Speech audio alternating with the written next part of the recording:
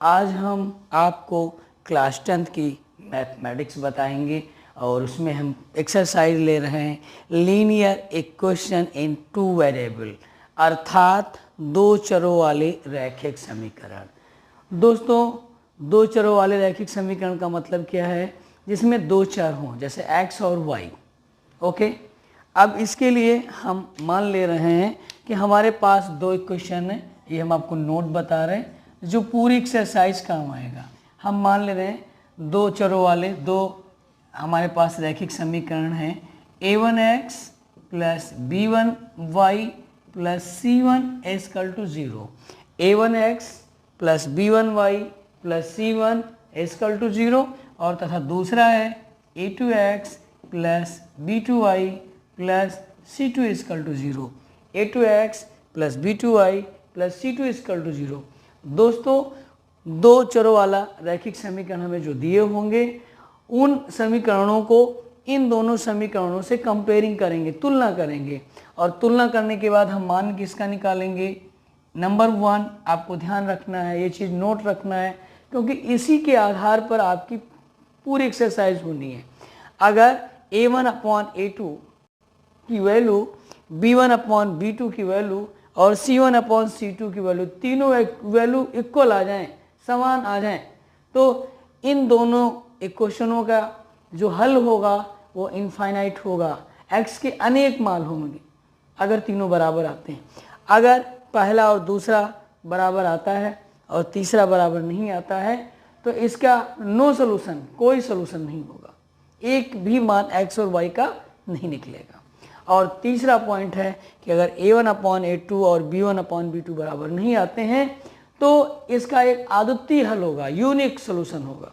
ये नोट आपको याद रखना है। Number 1, a1/a2 equal to b1/b2 equal to c1/c2। अगर तीनों इक्वल आते हैं तो इसमें क्या है? Has an infinitive number of solution, यानी कि अनेक हल। इसको हम बोलते हैं अनेक हल होंगे। नंबर 1 याद रखिएगा। नंबर 2, अगर a1/a2 equal to b1/b2 equal to c1/c2, अगर तीनों दो बराबर हो और तीसरा बराबर ना हो तो इसका क्या होगा? हैज़ ए नो सोल्यूशन, इसका कोई सोल्यूशन नहीं होगा, यानी कि कोई हल नहीं, कोई हल नहीं, नो सोल्यूशन। ये क्या है? Infinite solution. तो दो पॉइंट याद कर लीजिए अच्छे से। तीसरा पॉइंट देखिए, number 3, a1/a2 equal to not b1/b2। अगर a1/a2 b1/b2 के बराबर ना आए तो इसके अद्वितीय हल होंगे। अद्वितीय का मतलब होता है यूनिक सोल्यूशन होगा, यानी इसके दो मान आएंगे, एक x और एक y का। क्या होगा इसका हल? अद्वितीय हल होगा, अद्वितीय हल होगा। तो ये 3 पॉइंट आपको याद करने linear equation in two variable में, कि अगर दो इक्वेशन में दिए हुए हैं और कह रहा है कि आप इसको वेरीफाई करिए कि इसके अनेक हल होंगे या कोई हल नहीं होगा या अद्वितीय हल होगा, तो ये चीज़ हम ध्यान रखेंगे।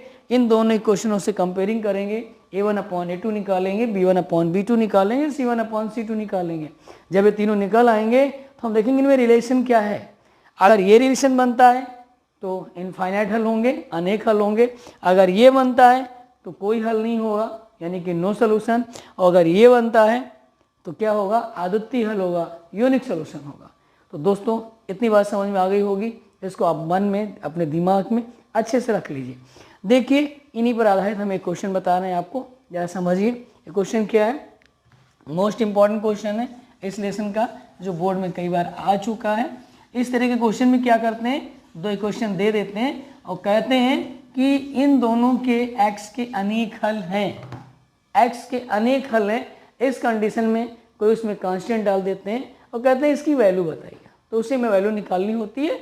हम कंडीशन लगाते हैं अनेक हल की, इनफाइनाइट सोल्यूशन की, a1/a2 equal to b1/b2 equal to c1/c2। अगर ऐसा है तो क्या होंगे? इनफाइनाइट सोल्यूशन होंगे, अनेक हल। ओके, और अगर कहता है अद्वितीय हल है तो a1/a2 equal to not b1/b2।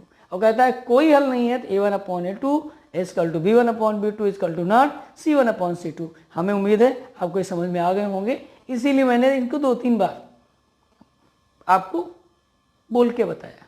Okay दोस्तों, देखिए क्वेश्चन क्या है। क्वेश्चन में कह रहा है find the values of m and n। एक क्वेश्चन दिया हुआ है आपका, ये NCERT बुक का है, ये CBSE में आ चुका है 2014 में। कह रहा है find the variable of m and n। m और n की वैल्यू बतानी है। For which the following system of linear equation has infinite many solutions. Infinite solutions हैं। इक्वेशन देखिए 3x + 4y, इक्वेशन दिया हुआ है 3x + 4y इजकल टू 12। अभी हमने जो क्वेश्चन बताया था उसमें इजकल टू किधर 0 था, तो 12 को आगे कर लीजिए, 3x + 4y - 12 इजकल टू 0। ये क्वेश्चन नंबर 1 हो गया। दूसरा दिया हुआ है m + nx, आगे दिया हुआ है +2m - ny is equal to 5m - 1। अब इसमें इसको भी आप आगे कर लीजिए, तो ये आ गया m + nx + 2m - ny, ये आगे आएगा -5m, ये ब्रैकेट लगा लेते हैं, इसको आगे लाते हैं, -1 इजकल टू 0। Question number 2। तो दोस्तों ये 2 लीनियर इक्वेशन दिए हुए थे, इनको हमने सही क्रम में लिख लिया है, बराबर को तो 0 बना लिया है, इसमें भी 0 बना लिया है। क्वेश्चन में कह क्या रहा था, कह रहा linear equation is infinity many solution. इसके क्या है, इन्फिनिटी मेनी सॉल्यूशन है। क्या है, इन्फिनिटी मेनी सॉल्यूशन, यानी कि अनेक हल। अनेक हल, तो अनेक हल का फार्मूला क्या होता है, a1/a2 equal to b1/b2 equal to c1/c2। ये हम फार्मूला लगाएंगे। इसमें क्या है, ये इनफाइनाइट मेनी सॉल्यूशन, अनेक हल, और अनेक हल का फार्मूला लगाएंगे हम, a1/a2 equal to b1/b2 equal to c1/c2। अब इसमें मान रखिए a1 का मान कितना है 3, और a2 का मान कितना है m + n। देखिए इधर हम रख दे रहे हैं, इधर शायद कट रहा है, तो ये आ जाएगा 3/m + n is equal to b1 का मान 4/b2 का मान 2m - n, right, is equal to c1 की वैल्यू -12 अपॉन, इसमें देखिए -5m - 1, इसमें माइनस से कैंसिल हो गया। अब दोस्तों इसमें क्या करेंगे, चूंकि मैं 2 वेरिएबल बताने m और n, तो एक बार इन दोनों को साथ लीजिए, अगली बार इसके साथ ये लीजिए, या फिर अगले साथ ये लीजिए। अगर आप इन दोनों के साथ लेंगे तो आपके 2 इक्वेशन बन जाएंगे। इतना आपको समझ में आ गया होगा, चूँकि मैं जगह चाहिए, इधर हमें रफ करना है।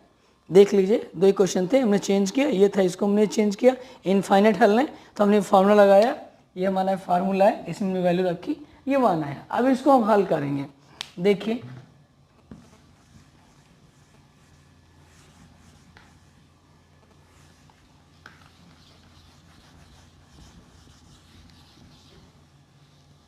देखिए इसमें हम इन दोनों को अगर लेते हैं तो क्रॉस मल्टीप्लाई करेंगे, 3 × 6, ये आ गया m - n इजकल टू, इसका क्रॉस मल्टीप्लाई इसमें होगा 4m + n।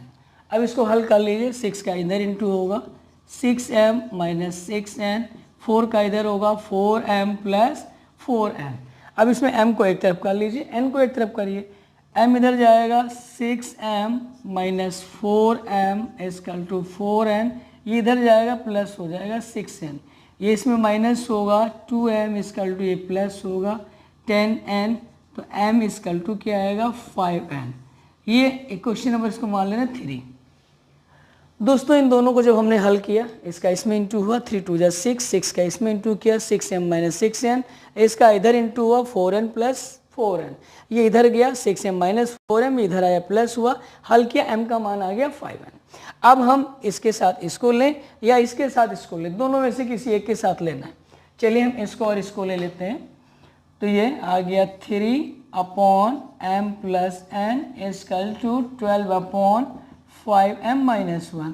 अब इसमें देखिए 3 से कट रहा है, 3 1 जा 3, 3 4 जा 12, 1 ये आया और 4 ये आया, इसका क्रॉस मल्टीप्लाई करेंगे, इसका 1 में करेंगे तो 5m माइनस 1, और इसका इधर करेंगे तो 4m प्लस 4m। अब इसमें m को आगे कर लीजिए, 5m minus 4m equal to 1 पीछे जाएगा, 4n प्लस 1, ये माइनस होगा तो m की वैल्यू कितनी आई, 4n प्लस 1। ये आ गया क्वेश्चन नंबर 4। अब हम 3 और 4 को हल करेंगे। एक क्वेश्चन नंबर 3 से m की वैल्यू क्वेश्चन नंबर 4 में हम रख देंगे, यानी m का मान समीकरण 4 में रखने पर put the value of m question number 4। Put the value of m in equation number 4। m की वैल्यू इक्वेशन नंबर 4 में रखेंगे, ये आ गया 5n equal to 4n plus 1। समझ में आ रहा होगा, जो ये m की वैल्यू 5n है उसको हमने यहाँ पे रख लिया, 5n minus 4n plus 1, n को आगे करिए, 5n minus 4n equal to 1, minus करेंगे तो n इक्वल टू 1। एक वेरिएबल का मान मालूम हो गया कि n का मान 1 होगा। अब इस मान को आप क्वेश्चन नंबर 3 में रखिए, 4 में रखिए। Put the value of n in equation number 3। n का मान समीकरण 3 में रखने पर, n का मान समीकरण 3 में रखने पर, तो m इक्वल टू आ गया 5 इंटू 1 इक्वल टू 5। तो आंसर किया हुआ m का मान 5 आएगा, n का मान 1 आएगा।